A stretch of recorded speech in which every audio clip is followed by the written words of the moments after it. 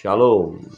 Bapak Ibu Saudara yang terkasih dalam Tuhan, kita bersyukur oleh kemurahan Tuhan, oleh kasih Tuhan, kita boleh ada sebagaimana adanya saat ini. Bukan karena kuat gagah perkasa kita, tetapi oleh karena kemurahan Tuhan. Kita membaca firman Tuhan dalam Kisah Para Rasul di ayat pasal yang ke-19. Ada peristiwa-peristiwa yang luar biasa, mujizat-mujizat yang terjadi melalui pelayanan Rasul Paulus, ya. Ini Tuhan yang bekerja, ya, Tuhan yang membuat mujizat melalui hamba-hambanya, ya, dalam hal ini melalui Rasul Paulus. Coba kita membaca firman Tuhan ini, Kisah Para Rasul 19 ayat 11 dan 12. Sudah menemukan? Ayat 11 dan 12. Ya. 1, 2, 3. Oleh Paulus, Allah mengadakan mujizat-mujizat yang luar biasa. Bahkan orang membawa sapu tangan atau kain yang pernah dipakai oleh Paulus dan meletakkannya atas orang-orang sakit, maka lenyaplah penyakit mereka dan keluarlah roh-roh jahat. Saudara yang terkasih dalam Tuhan, ini sesuatu yang luar biasa, ya. Oleh Paulus, oleh hamba Allah, ya, oleh orang percaya, terjadi mujizat. Yang mengadakan mujizat itu adalah Allah. Ya, Tuhan yang bekerja, Tuhan yang melakukan, tetapi ya Allah di tangan Tuhan adalah hamba-hambanya. Nah, tidak hanya Paulus yang dapat mengadakan mujizat, ya, tetapi semua orang percaya. Nah, apakah akan ada mujizat atau tidak? Nah, itu adalah pekerjaan Allah, pekerjaan Tuhan, pekerjaan Roh Kudus. Tetapi siapa yang akan dipakai itu tergantung kepada kedaulatan Allah, kasih Allah. Jadi kalau kita dipakai Tuhan sesuatu yang luar biasa dan kita mau bersyukur untuk itu. Ya, ada orang-orang yang dipakai secara luar biasa mengadakan mujizat. Ya, bahkan dikatakan kalau dalam Rasul Paulus ini, ya, dalam kehidupan Rasul Paulus, sapu tangannya saja, ya, sapu tangan atau kain yang pernah dipakai oleh Paulus, ya, diletakkan kepada orang-orang sakit, sembuh. Nah, tetapi tidak harus sama seperti ini. Jangan sampai kita meniru, ya. Rasul Paulus sapu tangannya dipakai, kita kemudian cari hamba-hamba Tuhan yang mungkin terkenal atau banyak dipakai Tuhan mengadakan mujizat. Kemudian kita minta sapu tangannya, kemudian sapu tangannya kita taruh kepada seseorang atau apa yang pernah dia pakai, kita mulai gunakan itu untuk mengadakan mujizat. Ya, itu sesuatu yang saya katakan bisa keliru, bisa kita terjebak, ya, kepada penyesatan, ya. Jadi ini adalah kedaulatan Allah. Apakah Allah mau pakai seperti itu atau tidak, itu urusan Allah. Nah, tetapi kepekaan dari kita harus ada. Jadi tidak harus seperti yang terjadi dalam kehidupan Rasul Paulus, tetapi intinya adalah Tuhan yang akan mengerjakannya. Jadi dari sisi kita harus mau bekerja, harus mau melayani, harus siap, ya, melayani, terus melayani, ya, memberitakan kabar sukacita itu.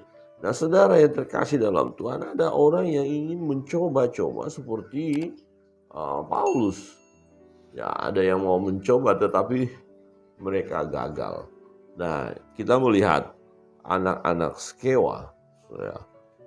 Kita membaca firman Tuhan ini ayat 13, kita lihat satu rangkaian peristiwa di mana anak-anak Skewa ingin mencoba seperti apa yang dilakukan oleh Paulus, tetapi mereka gagal dan dipermalukan.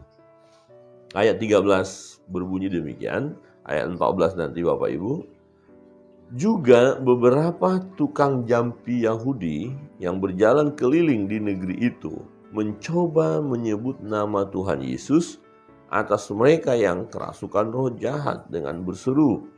Katanya, "Aku menyumpahi kamu demi nama Yesus yang diberitakan oleh Paulus." Mereka yang melakukan hal itu telah 7 orang anak Tetapi roh jahat itu menjawab, Yesus aku kenal dan Paulus aku ketahui, tetapi kamu siapakah? Siapakah kamu?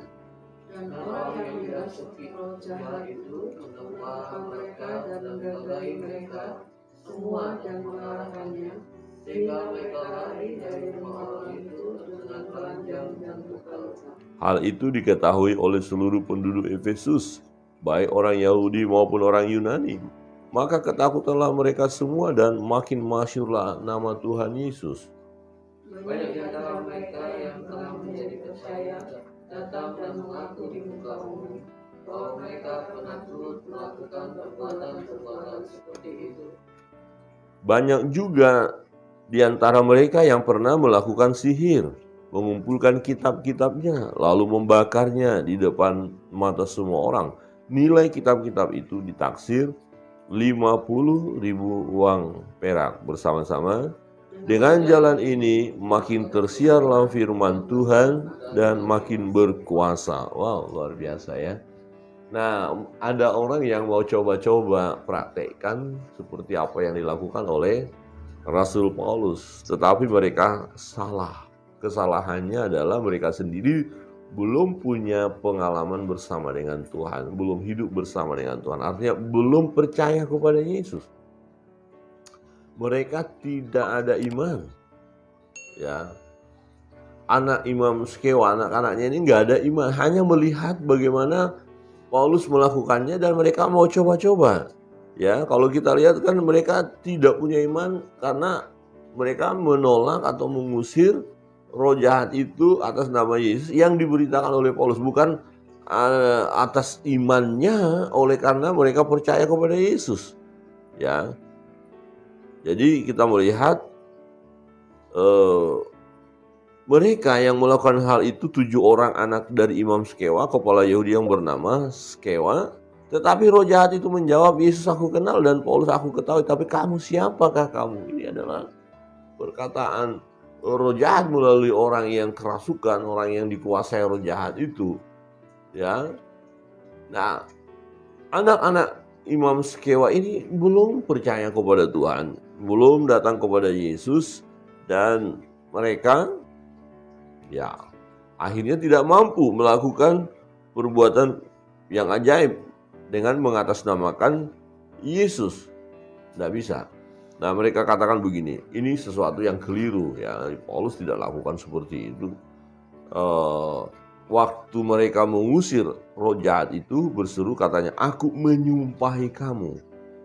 Ya, jadi bagaimana kita sebagai hamba Allah, anak-anak Tuhan, murid Kristus, pakai sumpah-sumpah segala, ini aja udah salah dia, udah keliru.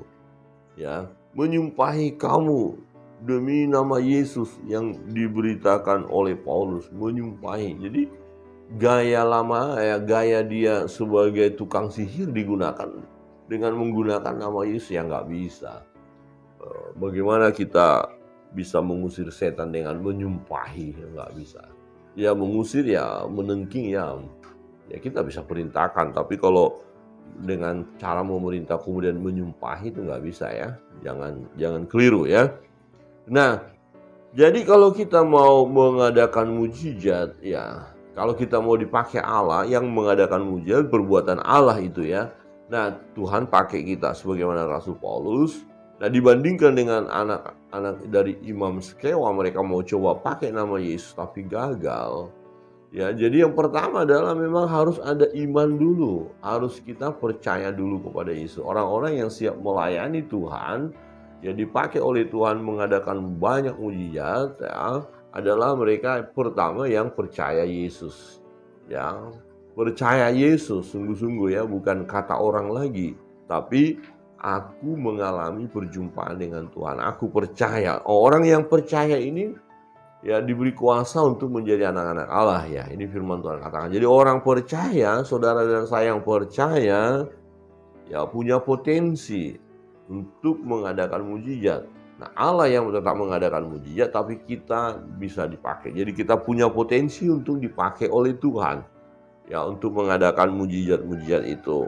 Nah, termasuk ketika ada orang yang dikuasai roh jahat, kita harus perintahkan roh jahat itu keluar. Oleh karena kita punya iman, maka roh jahat itu akan keluar, akan pergi meninggalkan orang itu. Tetapi sebelum kita mengusir roh jahat, firman Tuhan katakan apa? Kita tunduk dulu kepada Allah. Tunduklah kepada Allah. Yakobus pasal 4 ya, tunduk kepada Allah, lawanlah iblis, maka iblis akan lari. Jadi kita harus punya hubungan pribadi dengan Tuhan. Hubungan kita ya, bergaul karib kita dengan Allah. Firman-Nya kita renungkan. Ya, kita puji Dia, kita sembah Dia, kita beribadah kepada Dia. Kita sungguh-sungguh percaya kepada Yesus. Ya, hidup yang berkenan kepada Allah kita praktekkan, maka kita akan mampu ya menghadapi roh-roh jahat itu dan memerintahkan roh-roh jahat itu untuk keluar dari orang yang dirasuknya.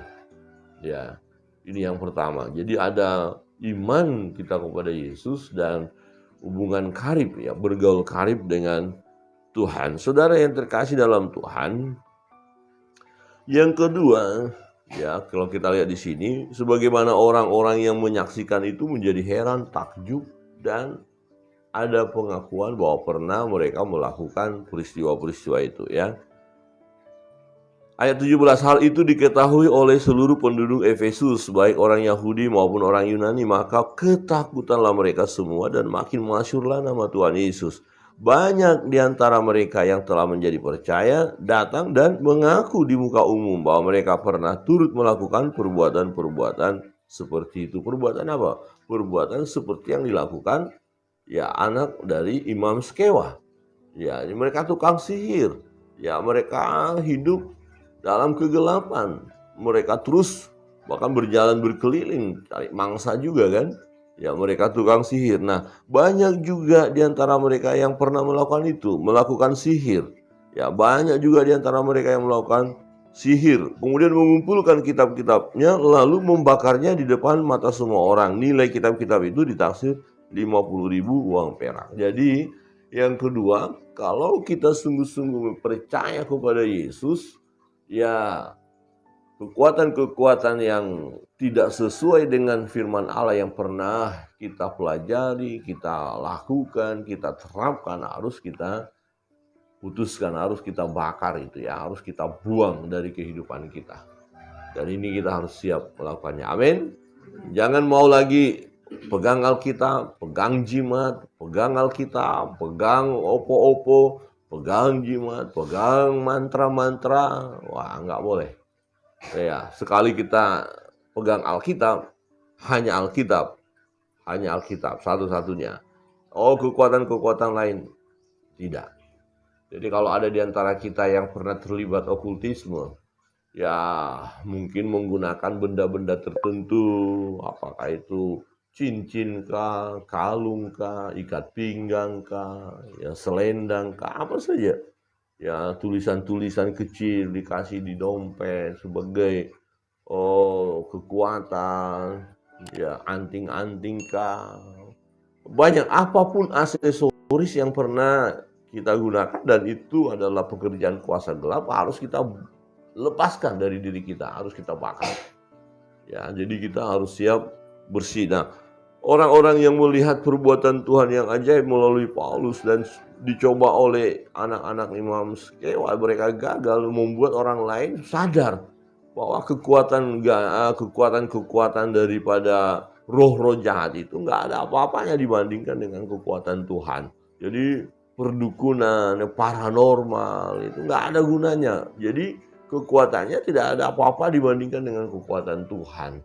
Ya, jangan sampai kita datang ke tukang santet, ya, tukang jampi-jampi yang punya ilmu, ya dukun itu nggak usah ke sana, karena ya kekuatan mereka ya tidak sebanding dengan kekuatan Allah. Artinya tidak ada apa-apanya itu dibandingkan dengan kuasa Tuhan. Jadi kita mau datang kepada Tuhan. Nah, kita perlu ada pemberesan ya Bapak Ibu ya. Dulu mungkin kita hidupnya ya seperti dalam kisah para rasul ini, dulu mereka melakukan sihir ya, melakukan perbuatan-perbuatan yang melibatkan kuasa gelap. iblis atau setan-setan itu. Nah, kita harus melepaskan diri kita dari ikatan itu. Kita berdoa dalam nama Yesus, ikatan itu lepas, pasti lepas. Jangan dipelihara. Nah, ada orang-orang yang percaya kepada Tuhan, katanya dia percaya, tapi juga masih terus mengandalkan kuasa-kuasa gelap, masih bertanya kepada roh-roh leluhur, ya datang ke kuburan berdoa, minta petunjuk di kuburan, masih harus lakukan arahan-arahan dari kuasa kegelapan. Wah, kita nggak boleh. Jangan pernah lagi terlibat dengan hal itu. Kalau pernah terlibat, kita ada pengakuan di hadapan Tuhan dan pemutusan dari ikatan kuasa gelap itu. Kalau ada buku-bukunya, benda-bendanya, bakar saja. Walaupun nilainya mahal. Ya mungkin cincin itu terbuat dari emas. Tapi sudah dimantrai, sudah dipersembahkan kepada berhala. Ya. Jadi kita harus buang aja, nggak apa-apa. Nanti Tuhan bisa ganti. Amin.